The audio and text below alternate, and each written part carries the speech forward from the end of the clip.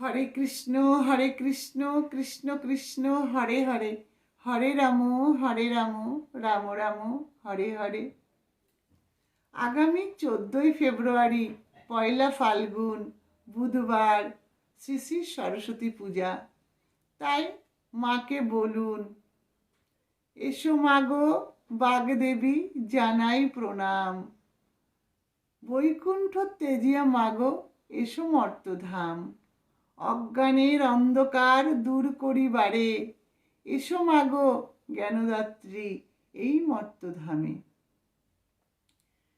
তাই আমাদের বুঝতে হবে যে নৌকায় পাড়ি দিতে গিয়ে যেমন আমাদের কড়ির প্রয়োজন হয়, ঠিক তেমনি বিদ্যা অর্জন করতে গিয়ে আমাদের মা সরস্বতীর আশীর্বাদের প্রয়োজন হয়। মা সরস্বতীর আশীর্বাদ ছাড়া আমরা কখনোই বিদ্যা অর্জন করতে পারবো না। তাই শাস্ত্রে কি বলছে শুনুন। কলিযুগে কালিদাস মহামূর্খ ছিল, দেবীর কৃপায় সে যে মহাকবি হলো। বাক্যের দেবতা তিনি বাগদেবী নাম, মনুষ্য হইয়া যেবা না পুজিবে তারে, সপ্তকল্প মূর্খ হয়ে থাকিবে সংসারে। মাঘ মাসে শুক্লপক্ষ পঞ্চমী তিথিতে পালন করিবে ব্রত পরম ভক্তিতে। তাই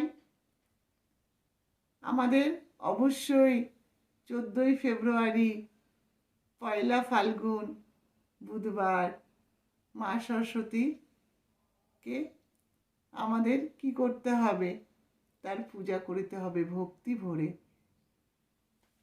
কারণ শাস্ত্রে আরো কি বলছে জানেন? বিষ্ণুপদে অধিষ্ঠান বাগদেবী তার নাম, সুরাসুর নরের জননী। তিনি আমাদের সকলের জননী। আমরা যদি মা সরস্বতীর আশীর্বাদ না পাই, বিদ্যা বুদ্ধি কোনোটাই অর্জন করতে পারবো না। কারণ আমাদের যদি বুদ্ধি ভালো না হয় তাহলে কি হবে?